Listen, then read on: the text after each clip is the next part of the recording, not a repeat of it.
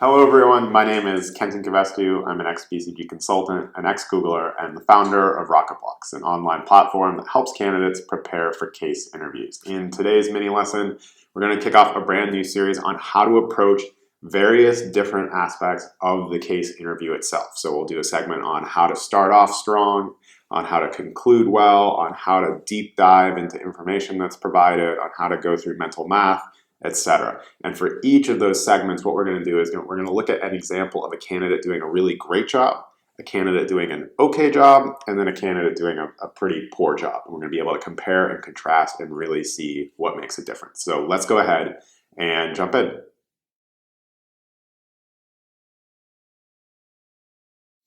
Okay, in this video, we're going to watch a candidate starting off a case. And what we're going to do is we're going to look at a weak answer, an okay answer, and a pretty good answer from the candidate. And as we're going through this, I want you to pay particular attention to a few different things that are really going to make a difference in the quality of the candidate's answer. So the first thing is the energy and enthusiasm level the candidate brings to the problem-solving exercise. It really can change the whole nature of the discussion if the candidate brings a really good kind of positive, excited energy to the case. So that's the first thing to keep an eye out for.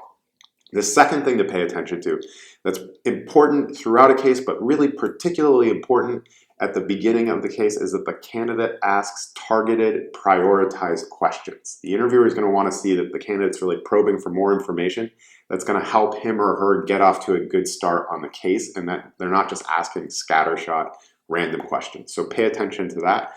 And then the third thing is the candidate is you're going to want to pay attention to how structured the candidate is in their approach. How well do they structure their thoughts, and how clearly do they communicate to the interviewer in a structured way so it makes it easy to follow along about where they're going and how they want to approach the problem. So those are the three things to keep in mind as we look through these answers: the level of enthusiasm, the quality, and the prioritization of the questions the candidate asks, and third, is the candidate structured and logical as they're going through this exercise. So let's go ahead and jump in.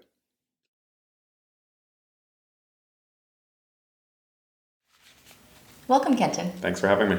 Are you ready for our case? I am. Okay. Our case today is about a quick service restaurant.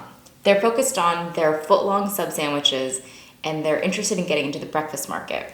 They've hired our team to figure out whether this is a good idea, and so I'd like you to help us think through this. Okay, great. Do you mind if I ask a few questions? Sure.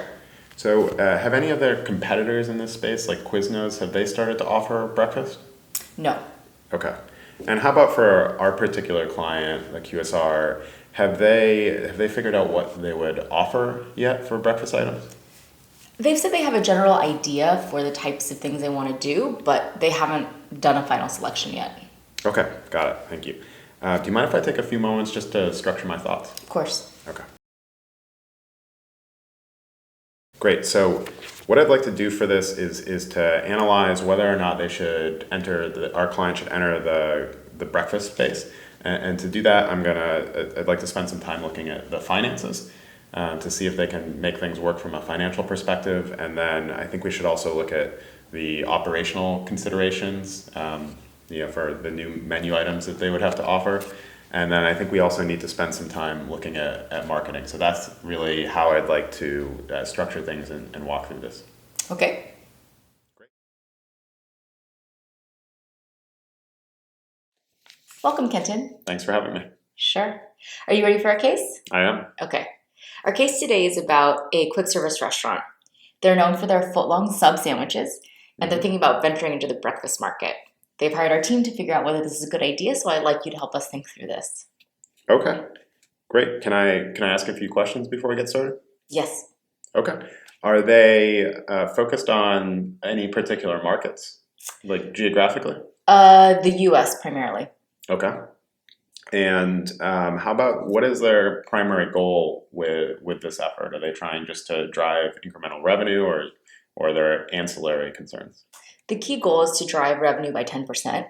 There are some competitive considerations, but not quite as much, just because no one in the direct QSR sandwich group is doing breakfast today, although obviously in the larger category there are offerings. Okay, great. Do you mind if I take a few moments just to gather my thoughts? Sure thing. Okay. Great. So to analyze this question, which is can the QSR drive incremental 10% of revenue by breaking into the breakfast category, what I'd like to do is look at four key things. The first is I'd like to size the overall market in the US. The second thing like to look at is the operational impact. So maybe things like sourcing new materials, new raw materials, opening earlier. The third I'd like to look at is the marketing. So see what type of marketing they need to do. And the fourth is the finances and just make sure that they can drive 10% revenue. Okay.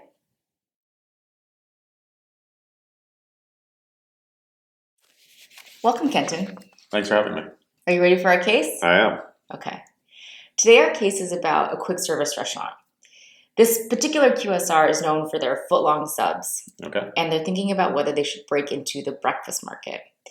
They've hired our team to help figure out whether they should make the investment on this, and so I'd like you to help us think through this. Okay, great. I've actually always wondered why a bunch of the sandwich-oriented QSRs have never gone into the breakfast space, so I think this makes a lot of sense. Before I jump into all the details, can you tell me what are their primary goals with this effort? Is it just to drive incremental revenue, or are there other ancillary considerations like staving off competitive threats? Good questions. First of all, the key goal is to increase revenue by 10%. Okay. In terms of your other questions about other ancillary considerations, in terms of their competitive set, no one directly who's also a QSR restaurant focused on sandwiches is in breakfast right now, although obviously there are other QSRs in the like larger McDonald's category that do offer breakfast. Okay, great. And when they are launching this initiative, is this something that they want to roll out globally immediately, or are they just focused on a particular market, like say the US market? They'd like to focus on the US for right now. If that proves successful, they would consider a more global rollout. So for the purposes of this exercise, let's focus on the US. Okay, great. Well, I've got a bunch more questions, but I'd love to just take a moment to gather my thoughts before we get started. Is that okay? Sure. Okay. Okay, great. So this is a really interesting case. I think the key question is really, can this particular QSR drive 10% incremental revenue by breaking into the breakfast category? And to analyze that, what I'd like to do is look at four key things. Okay. So the first is I want to size the overall breakfast market in the US, because that's the market we're concerned about, and just understand how robust is that market, how attractive is the opportunity there. And the second thing I want to look at is the operational considerations for the client. So, if they go into breakfast for the first time, they're going to have to open stores earlier. They're going to have to source new raw materials, create new menu items. So there's a lot of things we're going to need to look at there that I'd love to dive into. And then the third thing is marketing. So the quick service restaurant space is famously competitive. There's a lot of established brands in it. And so what I'd love to do is spend some time thinking about what type of campaign would they need to run to actually establish themselves, how much would that cost, and get a sense for that. And then fourth, kind of tying everything together, the fourth bucket is really just looking at the financials. Like, can they drive an incremental 10% revenue? And importantly, can they do that profitably so that they can actually add to the bottom line when doing this as well? So that's the framework I'd really like to use to analyze this. Okay, that sounds great. Great.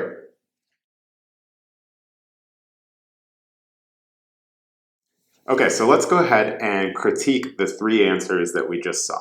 And to start, we're going to look at the first criteria we were talking about, which is the energy and enthusiasm the candidate brings to the table.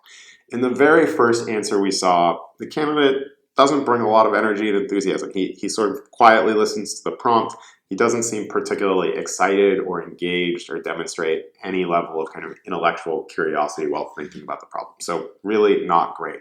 In the okay answer, there's a little bit of progress in the right direction. There seem to be a little more verbal cues of following along and saying, okay, things like that kind of indicate that he's at least engaged a little bit in the problem, which is good. But it's still not great. In the good answer, the level of energy and enthusiasm is pretty good. The candidate seems at least interested in the problem that's being presented. He makes some comments, suggesting, "Oh yeah, like I've thought about why aren't more QSR restaurants doing that in themselves." So he's kind of engaged in demonstrating that, and seems to have a pretty positive attitude, saying like, "Okay, great. Like, do you mind if I take a moment?" It just generally is demonstrating some really good energy. So that's the first thing to keep an eye out when you're looking at all three of these. Let's talk about the second category, which is the quality and the prioritization of the questions that are asked. when you look at the weak video, I mean, the questions that are asked by the candidate are just not great questions. The very first question that's asked is kind of like about what a particular competitor is doing. And then the second question that's asked just seems like random, like the candidate is really grasping for straws, like asking about the specific breakfast items. Like maybe that piece of information would come out during a discussion around the operations and figuring that out. But as an opening question, it just doesn't make a lot of sense. In the okay answer, the questions that are asked are actually not bad. It's two good questions. The only kind of minor issue is that it'd be really nice if they were prioritized so that the candidate first starts with the overall goal. And when you look at the great answer, that's really the big difference there. In terms of the questions that are asked, it's the same answers or same questions in the great versus the okay, but the prioritization in the great answer is starting with the overall goal, teasing that out, which is a really nice thing that the candidate does. Now, the third category that we wanted to talk about is how structured is the candidate? How structured is their framework that they put forth, and how easy is it to follow when they're explaining it to the interviewer? So in the weak answer, it's not very good at all. The candidate doesn't provide a lot of context. He sort of rambles through the three things he wants to talk about. And it's not particularly well structured. He doesn't give any sort of verbal scaffolding to help the interviewer follow along. In the okay answer, the answer here is it's okay. There is a structure that's put forth. The candidate does say I have 4 buckets that I want to look into, and he walks through them. I think when you get to the great answer, the really big delta between the okay and the great answer here is the candidate they demonstrate good enthusiasm when they're going through their structure, but it's very structured. He presents the key question again and then says, here are the 4 things I want to do to look into it. And really nicely, as he's walking through that structure for each of the buckets, he gives a little color on why he wants to investigate that particular bucket and why it's an important and critical matter for solving the case. So really nice structure, and then does a really nice job walking through it.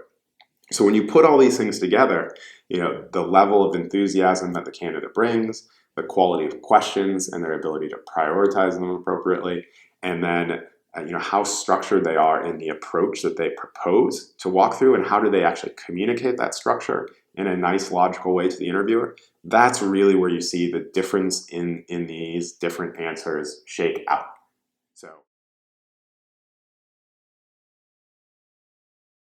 Okay, so one final thing I want to point out about these different answers, especially when you start comparing the great to the okay answers, we're talking about pretty minor differences here.